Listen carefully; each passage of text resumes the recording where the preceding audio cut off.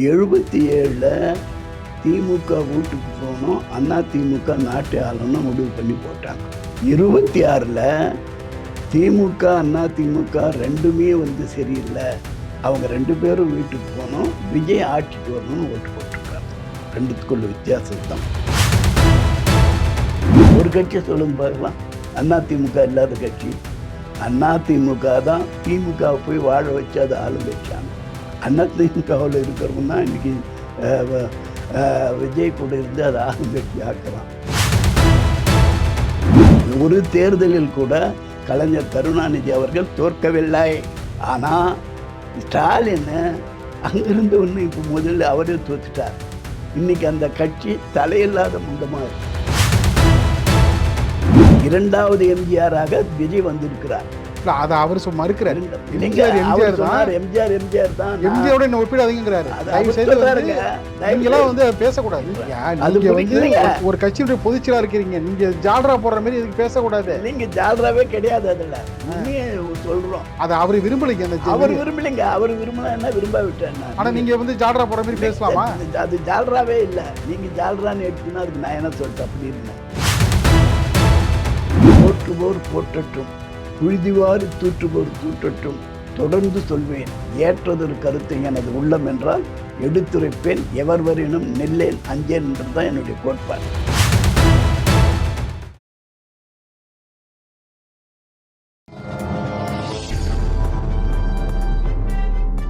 பத்திரிகை.com நேயர்களுக்கு இனிய வணக்கம். விறுவிறுப்பான அரசியல் சூழலில் நம்மோடு இணைந்திருப்பவர் புதிய நீதி கட்சியினுடைய பொதுச் செயலாளரும் முன்னாள் சட்டப்பேரவை உறுப்பினருமான கோ. சமரசம் அவர்கள். வணக்கம் ஐயா. வணக்கம். நல்லா இருக்கீங்களா? நல்லா இருக்கிறோம். திருச்சியில் முதலமைச்சர் அவருடைய உரை திருப்பு முனையை ஏற்படுத்தும் விதமாக இனிவரும் நாட்களில் அமையும். அதற்கான எல்லா விதமான பேச்சுகளும் அது அடங்கியிருக்கு. குறிப்பாக பார்த்திங்கன்னா எம்ஜிஆர் தான் அப்படின்ட்டு அவர் பேசிய விதம் 1977ல் நீங்கள் கொடுக்காத அந்த ஆதரவு 26ல் கொடுத்துருக்கீங்க. 77ல் என்ன நடந்தது? அந்த காலகட்டம் நீங்கள் எம்ஜிஆரோட நெருங்கிய பயணம் பண்ண காலகட்டம்.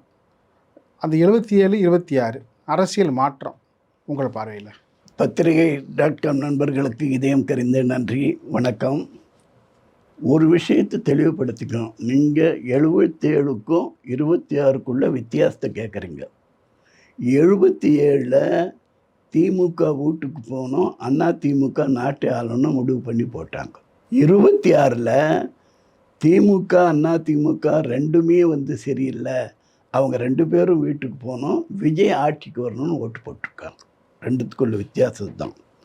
அவர் என்ன நினைப்பில் இருந்தாருன்னா, சின்ன பசங்களுக்கு கஞ்சா இருக்குது, வாலிப பசங்களுக்கு டாஸ்மாக் இருக்குது, வயதானவர்களுக்கு கள்ளச்சாராயம் இருக்குது, அப்படியே செத்தாலும் 10 லட்சம் இருக்குது, நமக்கு என்ன கவலைன்னு இருந்துட்டார் ஸ்டாலின். இதெல்லாம் அவங்களுக்கு மார்க் வருன்றது, ஓட்டு வருன்றதுக்கு அவங்க தயார் பண்ணி வச்சிருந்தது. அதுவே அவங்கள ஏமாத்திடுச்சு. புரியுதுங்களா? ஒரு விஷயம் தெளிவாக இருக்கணும். எப்பவுமே காவலுக்கு பயந்து கற்பாக இருப்பவளும், பாவத்திற்கு பயந்து பத்தினியாக இருப்பவளும், ஒதுக்கி பயந்து உத்தமையாக இருப்பவளும் ஒரே மனம் கொண்டவங்க. இந்த பத்தினி கருப்பம் இதை தவிர வேற உதாரணமே சொல்ல மாட்டீங்களா? வேற என்ன வேணும் உங்களுக்கு? வேற என்ன வேணும் உங்களுக்கு? சட்டமன்ற பணிகள் ஏகப்பட்ட பணிகள் நீங்க பார்த்துருக்கீங்க, ஏகப்பட்ட உதாரணங்கள் இருக்கும். என்ன இல்லைங்க, நதி இருக்கு, நீர் இருக்கு, கிருஷ்ணகிரி இருக்கு, காவேரிப்பட்டினம் இருக்கு, என்ன நீங்க பணியாற்றிய அந்த தொகுதிகள் இருக்கு, அங்க உள்ள உதாரணத்தை சொல்லுவீங்களா? இல்லை, உங்களுக்கு வேற இதை விட என்ன உதாரணம்? நீங்க 1000 இருந்தாலும் ஒரு ஆடவரும் பெண்டிரும் வாழ்க்கை நடத்துறது தான் உலகத்திலேயே தலை சிறது. எந்த நாடாக இருந்தாலும், எந்த மொழியாக இருந்தாலும், எந்த இனமாக இருந்தாலும் சரி, ஆண் பெண் இருவரும் சரியாக நின்று வாழ்க்கை நடத்திட்டு போகணுன்னு தான் ஒருவனுக்கு ஒரு தின்னு வாழ்ந்து. அதை தான் உங்களுக்கு நான் சொன்னேன். அதை விட்டு இப்போ கலையபாரமாக கண்ட மாதிரி இருக்கிறதெல்லாம் நான் ஏற்றுக்க முடியாது. நீங்கள் எப்பவும் ஒரு ஸ்டாண்டர்டு ரேட்டாக இதில் இருக்கணும். இப்போ நாம் என்ன சொல்கிறோன்னா, இப்போ எம்ஜிஆர் திமுகவை தீய சக்தின்னு சொன்னார், அதே அம்மாவும் தீய சக்தின்னு சொன்னார், அதே எடப்பாடியாரும் தீய சக்தின்னு சொன்னார் இல்லைங்களா? அது எலெக்ஷன் முடிஞ்ச பிற்பாடு 2 பேருமே வர முடியல தீய சக்தின்னு சொன்னவங்க. அதே விஜயும் வந்து திமுகவை தீய சக்தின்னு சொன்னார். எலெக்ஷன் முடிஞ்சு தீய சக்தி ஒழிஞ்சு 2 சக்தியும் நிக்குது அப்படியே. நீங்க எப்படி 2 சக்தியும் ஒண்ணு சேரணுமா? அல்லது தீய சக்தியோட தூய சக்தி சேரணுமா? ஒரு கணக்கு போடுங்க. நீங்க என்னைக்கு எது தீய சக்தின்னு சொன்னீங்களோ, அதோடு போய் நீங்கள் சேர்ந்தா உங்க நிலைமை என்ன ஆகும்? அதுதான் இன்னைக்கு எடப்பாடியார் முழிக்கிறார். எடப்பாடியார் மிக அற்புதமாக, அருமையாக 4½ ஆண்டு காலம் மிகச்சரியாக ஆட்சி செய்தார். அது மறுக்கவும் முடியாது, மறைக்கவும் முடியாது. ஆனால் நீங்களே ஒரு புத்தகம் போட்டிருக்கீங்களா அவருக்கு? நான் 8 திக்கும் புகழ் பரப்ப எடப்பாடியார் புத்தகம் போட்டவன் சார். அன்றைக்கு என்ன இருக்குதோ அதை சொல்றவன் நான். போற்றுவோர் போற்றட்டும், புழுதிவாரி தூற்றுவோர் தூற்றட்டும், தொடர்ந்து சொல்வேன் ஏற்றதொரு கருத்தை எனது உள்ளம் என்றால் எடுத்துரைப்பேன், எவர்வரினும் நெல்லேன் அஞ்சேன் என்றுதான் என்னுடைய கோட்பாடு. அந்த அடிப்படையில் நான் எங்கே இருந்தாலும் எம்ஜிஆர் பக்தனாக இருப்பேன். எந்த அமைப்பில் எங்கே இருந்தாலும் சந்தர்ப்ப சூழ்நிலை. நீங்கள் அதிமுக இல்லாத கட்சி இப்போ எது சொல்லுங்கள்? ஒரு கட்சியை சொல்லுங்க பார்க்கலாம். அதிமுக இல்லாத கட்சி அதிமுக தான். திமுகவை போய் வாழ வச்சு அது ஆளுங்கட்சியானது. அதிமுகவில் இருக்கிறவங்க தான் இன்றைக்கி விஜய் கூட இருந்து அதை ஆளுங்கட்சி ஆக்குறான். அதிமுக அந்த என்ன நீங்கள் அந்த 25 பேர் வாய்ப்பு கொடுத்தாங்கல்ல, இவர் இந்த இதில் வெற்றி பெறத்துக்கு சட்டமன்றத்தில் அவர் வந்தார்ல, அது வருமானு எதிர்பார்த்துனாங்க. எந்த இதுவும் அதிமுக இல்லாத கட்சியே கிடையாது. ஒரு ஊரில் தேமுதிக தான் செல்வாக்காக இருக்குது, அங்கே அதிமுக இல்லை, ஒருத்தனே இருக்கிற 2 பேருன்னா அவன் அங்கே தேமுதிகவிலே சேர்ந்து அந்த மக்களுக்கு என்ன வேணுமோ அது செய்யக்கூடியவன். தொண்டு செய்வதே என்னுடைய பழக்கம் அப்படின்றது அது முடிவு அப்படின்னு இருக்கிறவன் அதிமுககாரன். எந்த ஊரில், எந்த இடத்துல, எந்த இயக்கத்தில் யாரோடு சேர்ந்தால் அங்கே அந்த பகுதியில் வெற்றி பெற முடியுமோ, நம்முடைய பொது தொண்டு சிறக்குமோ அதை செய்யக்கூடியவன் தான் அதிமுக. அதனால் இதெல்லாம் வெளியே போயிட்டாங்க, அது குதிரை பேரம் இன்னொன்று எல்லாம் பேசக்கூடாது. நேற்று முதலமைச்சர் சொல்கிறாரு, திமுக தாவேக தான் போட்டி, அதிமுக நீங்கள் சொல்கிறீங்கல்ல, இவ்வளோ சொல்கிறீங்கல்ல, உங்களை மற்றும் பலர் அப்படி சொல்கிறாரு. இல்லைங்க, அவர் ஏதோ சொல்லிட்டு அவர் கணக்கில் அவர் முதலமைச்சர் சொல்கிறாரு சார். அவர் கணக்கு அவருக்கு. இப்போ என் கணக்கு எனக்கு, என் கணக்கு அவர் கணக்கு ஒன்றும் ஆகலை. அவர் விஜய், நான் சமரசம். புரியுதுங்களா? என் கருத்து எப்போவுமே அதான் நான் முன்னே சொன்னேன், கோடுவடாவே சொன்னேன். எங்கள் லட்சியம், எங்கள் கணக்கு எப்போவுமே சரியாக இருக்கும். அது எங்கேயும் தவறி போகாது. அது அவருடைய கணக்கு. அதுக்கு 1000 காரணம் இருக்கும். அது அவர் தான் விவரிக்கணும். அதை பற்றி நம்ம விமர்சனம் பண்ணலாமே தவிர. ஏன் கோபம் அடைகிறாருன்னா, 2 பேரும் சேர்ந்து ஆட்சி அமைக்கிறதுக்கு முயற்சி பண்ணாங்க. அதே தான் இப்போ நானும் சொல்கிறேங்க. நீங்கள் அந்த கோபத்தில் சொல்கிறாரு இல்லைங்க, அதே கொள்கையை தான் நானும் சொன்னேன். நீங்கள் ஏற்கனவே இங்கே நான் சொல்லிட்டு போயிருக்கேன். காலேஜுக்கு அனுப்புகிறாங்க பெற்ற தாய் தந்தையார், அண்ணன் தங்கையாக போகிறாங்க. அது கோ எஜுகேஷன் காலேஜு. ஒரே வண்டி வீட்டில் இருக்குது. அந்த வண்டியில் உட்கார வச்சுன்னு போகிறாங்க 2 பேரும் அண்ணன் தங்கையாக. படிப்பு முடிக்கிறாங்க, வீட்டுக்கு வராங்க. வரும்போது காதலியும் வராங்க, கணவனும் மனைவியாக வராங்க. அப்படின்னா பெற்றோருக்கு கதி என்ன? அது சட்டமன்றத்துக்கு போகிறதா, பாராளுமன்றத்துக்கு போகிறதா, நீதிமன்றத்துக்கு போகிறதா, மக்கள் மன்றத்துக்கு போகிறதா? அதுக்கு பதில் கிடைக்கிறதுக்கு அந்த நிலைக்கு எடப்பாடியார் தள்ளிவிட்டார் என்பது தான் கோபம், மற்றது எதுவும் அல்ல. அவருக்கு வரைமுறை கலாச்சாரம்னு ஒன்று இருக்குது, பண்பாடுன்னு ஒன்று இருக்குது, நாகரிகம்னு ஒன்று இருக்குது. அண்ணன் தம்பி தாய் தந்தை பெற்றோர்கள் இப்படியெல்லாம் ஒரு முறை இருக்குது. அதை மீறி போகும்போது தான் எல்லா குழப்பம் வருது, எல்லா ஆபத்தும் வருது. நீங்கள் முதலமைச்சர் தேர்தல் முடிந்த உடனே நீங்களும் தீய சக்திங்கன்னா அவரும் தீய சக்தி தீர்த்துட்டீங்க 2 பேரும் சேர்ந்து. நீங்கள் 2 பேரும் ஒன்று சேரணுமா இல்லையா? உனக்கு நீ தனியாக ஆட்சி முடியாது, நானும் தனியாக ஆட்சி அமைக்க முடியாது. நாம் 2 பேரும் சேர்ந்து ஆட்சி அமைக்க முடிவுக்கு வரணுமா இல்லையா? அப்படி வந்திருந்தால் அன்றைக்கு எடப்பாடியார் ஸ்பீக்கர், இல்லை எடப்பாடியார் துணை முதல்வர், இந்த எடப்பாடியார் எந்த பொறுப்பு ஒரு இருவரும் தொண்டர்கள் எல்லாம் ஏதோ ஒரு வகையில் ஆளுங்கட்சின்ற பெயரில் வந்துடுறாங்க. அவங்க ஓரளவுக்கு என்னென்ன பண்ண முடியுமோ A to Z நம்ம மிக நல்ல முறையில் சென்னையிலேருந்து கன்னியாகுமரி வரலும் இருக்கிற தொண்டர்கள் ஆஹா ஓஹோன்னு வாழ்ந்துருப்பாங்க. அதுவாயில் மண்ணு போட்டிங்களே. அந்த பேச்சுவார்த்தை தேர்தலுக்கு முன்பு நடத்தப்பட்டு அந்த பேச்சுவார்த்தை இறுதி கட்டத்தை நெருங்கின வேளையில் என்ன அது முக்கியமான நபர் தான் கெடுத்ததா சொல்கிறாங்க. நீங்கள் அது வேறங்க. ஏன் அந்த தோல்வி அடைஞ்சதுன்னு சொன்னால், நான் தான் முதல்வர்னு விஜய் சொல்கிறார், நான் தான் முதல்வர்னு எடப்பாடியார் சொல்கிறார். அந்த 2 இதில் வந்த வினை அது.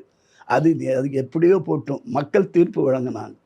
நீங்கள் 2 பேரும் நல்ல நண்பர்கள் என்று சொன்னால், அதை நீங்கள் வரிசையாக இதுவெல்லாம் ஆண்டு அனுபவித்தவர் சொன்னால், ஆளுங்கட்சியாக நாம் இருக்க வேண்டும் என்று சொன்னால், எம்ஜிஆருடைய லட்சியத்தை, அம்மாவின் லட்சியத்தை நிறைவேற்ற வேண்டும், இந்த கட்சி நீடித்து இருக்க வேண்டும் என்று நினைத்திருந்தால், நீங்கள் அதற்கு ஒத்து போய் என்ன ஏதுன்னு பேசியிருக்க வேண்டும். அதை விட்டு யார் உமக்கு வைரியோ, யார் உனக்கு தீய சக்தியோ, யார் உனக்கு எம்ஜிஆருக்கு அம்மாவுக்கு எதிரியாக இருந்த அவர்களோடு நான் சேர்ந்து ஆட்சி அமைப்பேன் என்றால் என்ன பொருள்? அங்கே தான் வந்து கஷ்டம். நேத்திய உரையில் பேசுகிறாரு, தற்கூரி என்று பேசுனீங்க. மக்கள்லாம் இப்போ வந்து உங்களை வந்து கேள்விக்குறியாக மாற்றி வச்சுருக்காங்க. அரசியலில் வந்து கேள்விக்குறியாக இருக்கிறீங்க அப்படின்னு சொல்லிட்டு திமுக நோக்கி அந்த கேள்வி எழுப்புறாரு முதலமைச்சர். அது உண்மைதானுங்க. இப்போ நீங்கள் எதிர்காலம் என்னன்றது தான் இப்போ கேள்வி.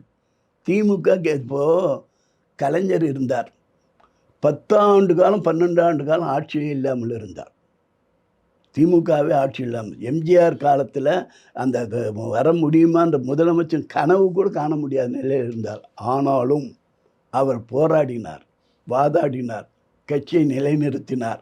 கட்சி தோற்றதை தவிர அவர் தோற்கலை. ஒரு தேர்தலில் கூட கலைஞர் கருணாநிதி அவர்கள் தோற்கவில்லை. ஆனால் ஸ்டாலின் அங்கிருந்து ஒன்று இப்போ முதல்ல அவரே தோத்துட்டார். இன்றைக்கி அந்த கட்சி தலையில்லாத முண்டமாக இருக்குது. ஜெயலலிதா தோற்றுருக்காங்களே, அது வேறு விஷயங்க. அவங்க எல்லாருமே தோற்கிறது வெற்றிங்க. அண்ணாவே தோற்றுருக்காரு, என்ன இதை விட பெரியதுங்களா? அவரே கூட தோற்றுருக்கு, அது வேறு விஷயம். தோற்றா அது ஒத்துக்குன்னு அதுக்கு தகுந்தற்போல் அவர் அண்ணாவே தோற்றார். சரி, சட்டமன்றத்தில் பார்க்கலாம், பாராளுமன்றத்துக்கு போனார், அங்கே ஒரு ஸ்டாண்ட் பண்ணார். இந்திய அரசியலில் திமுகவின் நிலைமை என்ன என்பதை அவர் நிரூபித்து காட்டினார். நீ ஒரு தோல்வி மக்கள் கொடுக்கக்கூடியது, உங்களுக்கு ஒரு பாடம். எங்கேயோ தவறிவிட்டோம், அந்த தவறை சீர்திருத்தம் செய்து கொள்ள வேண்டும் என்ற எண்ணம் தோல்வியுற்றவர்களுக்கு வர வேண்டும். அதை நேற்று குறிப்பிட்டு சொல்கிறார். என்ன சொல்கிறாருன்னா, ஏன் தோத்தீங்க என்பதை வந்து வேறு எங்கேயும் நீங்கள் தேட வேணாம், உங்கள் தொண்டர்கிட்டமே கேளுங்க.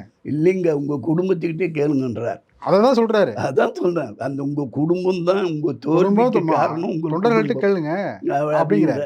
நீங்கள் எங்கெங்கே அதெல்லாம் வந்து எதுக்கு இதெல்லாம் போட்டுதுன்றாங்கன்னா, இவங்க செய்யக்கூடிய மாபெரும் ஊழல், இவங்க செய்திருக்கக்கூடிய மாபெரும் தவறு, இவர்கள் செய்திருக்கக்கூடிய அதுக்கு விமோசனமே இல்லாத இருக்கக்கூடிய குற்றச்சாட்டுகள், அதுக்கு எல்லாம் இப்போல்லாம் வெளியே வரப்போகுது.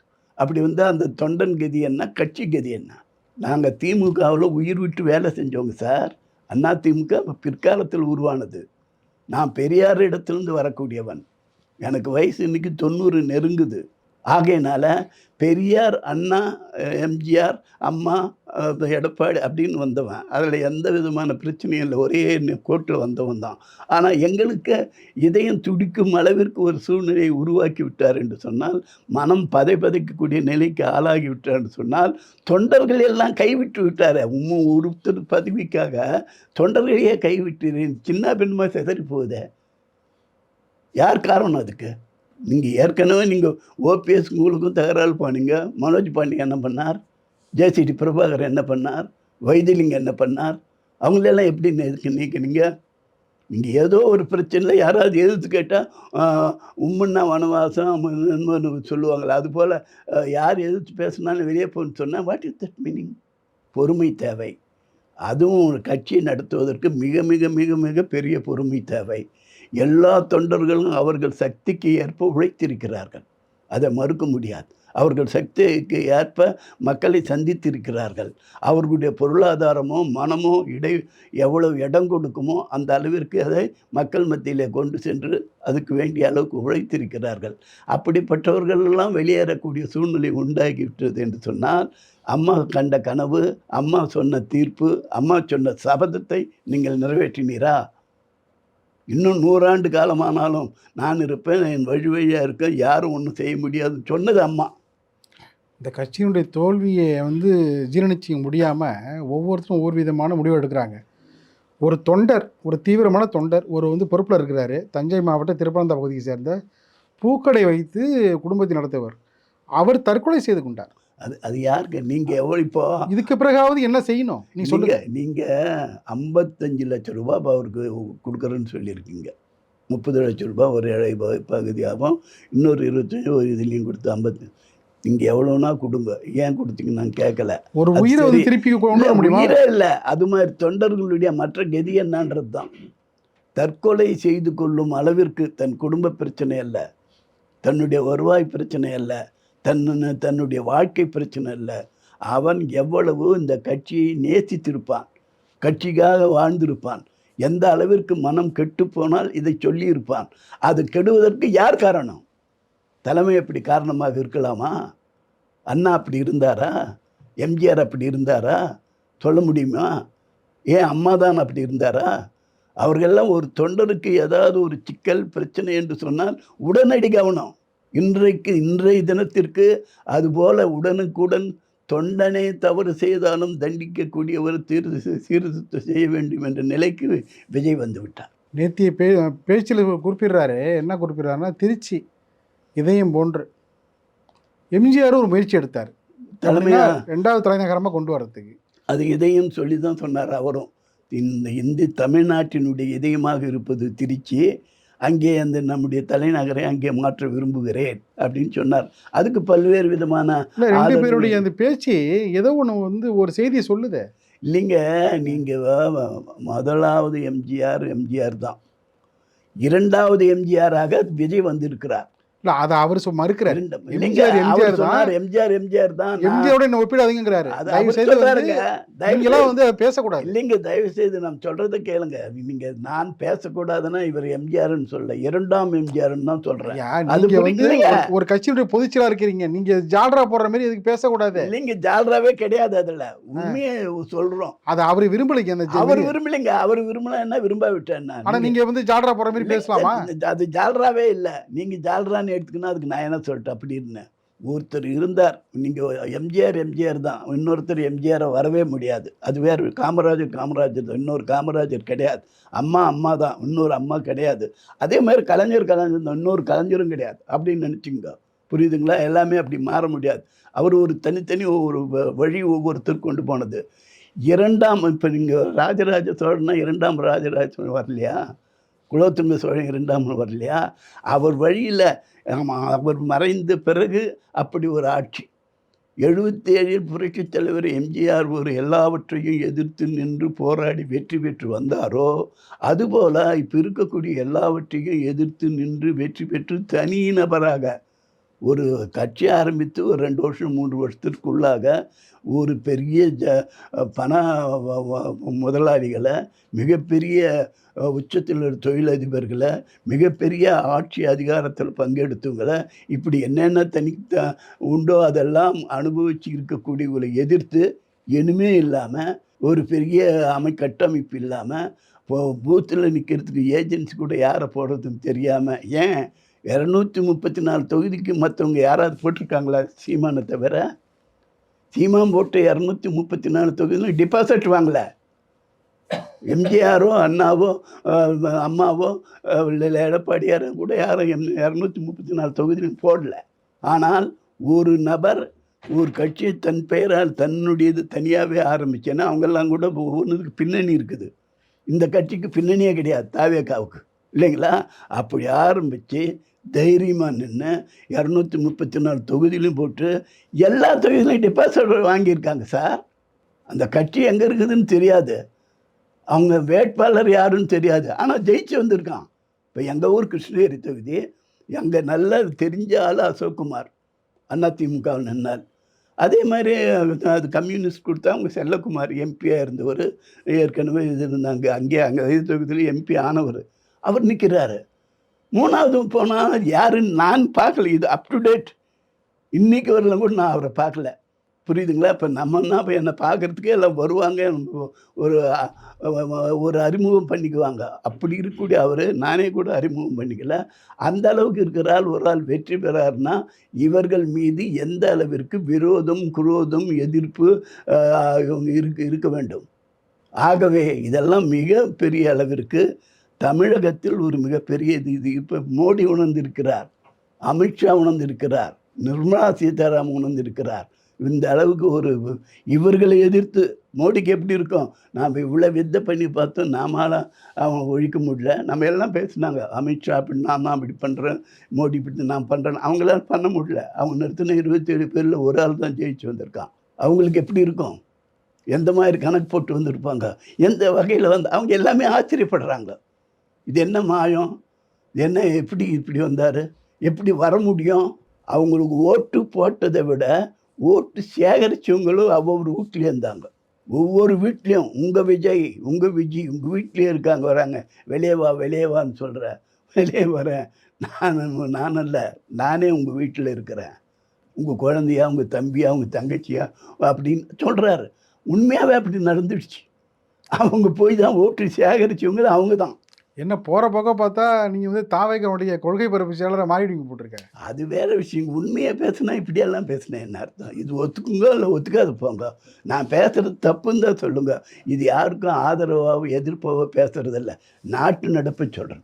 இல்லை அதாவது வந்து உங்களை அறியாமையே அதை வந்து நீங்கள் சொல்கிறீங்க. இல்லைங்க, எல்லாருடைய உணர்வு அது. மற்றவங்களுக்கு சொல்கிறதுக்கு இது மாதிரி வாய்ப்பு கிடைக்கல, சொல்லாதுப்பாங்க. அவன் நினைக்கிறான்ல, அவன் எதிரியாக இருந்தாலும், விரோதியாக இருந்தாலும், துரோகி இருந்தாலும் இதை நினைக்கிறான். அவனுடைய எல்லைக்குள்ளே ஒரு ஆராய்ச்சி பண்ணுறான். என் மகன் என்ன கேட்குறாங்க, அப்பா இது ஏதோ ஒரு மாந்திரிக மாதிரி இருக்குது. கொரோனா எப்படி அமெரிக்காவில் இருக்குது, இந்தியாவில் இருக்குதுன்னு வந்துச்சு நோய். அது மாதிரி பிள்ளைக்கு வந்தால் எப்படி வீட்டை காலி பண்ணிட்டு போகிறாங்க, காலரா வந்து தொத்து வியாதி ஆகுதோ அது மாதிரி ஒரு நன்மை, ஒரு தீமையை ஒழித்து வர்ற இது ஒரு இப்படி இருக்குது. இது எப்படி இருக்குது அப்படின்னா, காமன் பண்டிகையில் இப்போ மனோகரா சொல்லியிருந்தீங்க. ஆக அதில் வந்து திருப்பி காமன் எழுப்புற மாதிரி இது. அது எரிஞ்சிடுறான், நெருப்பாக போயிடுறான். ஆனால் அவனுக்கு எழுப்புறதுக்குன்னே ஒரு இது வைப்பாங்க. இது எல்லாமும் சமய நெறியிலேயே வந்திருக்கிறது. சமய நெறி, சமூக நெறி, சட்ட நெறி, நான் எல்லா இடத்துலையும் சொல்லுவேன். இது என்னுடைய கோட்பாடு. அது வேறு யாரும் சொன்னதும் இல்லை, நான் படித்ததும் இல்லை. சமயத்தை தழுவாத சமுதாயமோ சமுதாயத்திற்கு உதவாத சட்டமோ உலகத்தில் எந்த நாட்டிலும் இல்லை. ஆகவே நம்மை விட ஒன்றுமே தெரியாத காலத்தில் இதெல்லாம் செஞ்சுருக்கா. சமரசம் அவர்களுடைய சமயநெறி தத்துவங்கள். அது மட்டும் இல்லைங்க, நான் ஏற்கனவே இங்கே சொல்லிட்டு போயிருக்கேன். எப்படிடா வந்து அடித்தேன்னா, சாவே இல்லைன்னு இங்கே சொல்லியிருக்கேன். ஏற்கனவே பேசியதில் கூட சாவே எனக்கு வராது அப்படி எல்லாத்துக்கும் வேலி போட்டு வச்சுருந்தாங்க. எங்களை அழிக்கவே முடியாதுன்னு ஸ்டாலின் சொன்னார். எல்லா ரூபத்திலும் நாங்கள் தடை பண்ணி வச்சுருக்கிறோம், அதை மீறி யாரும் எங்களை தாக்க முடியாதுன்ட்டு அத்தனையும் தாக்கி வந்துட்டோம். அதுதான் தசாவதாரத்தில் வரக்கூடிய ஒரு ஆரோக்கியமான மாற்றம். அதை வந்து வரவேற்பதான் நம்முடைய வந்து ஜனநாயகத்தினுடைய.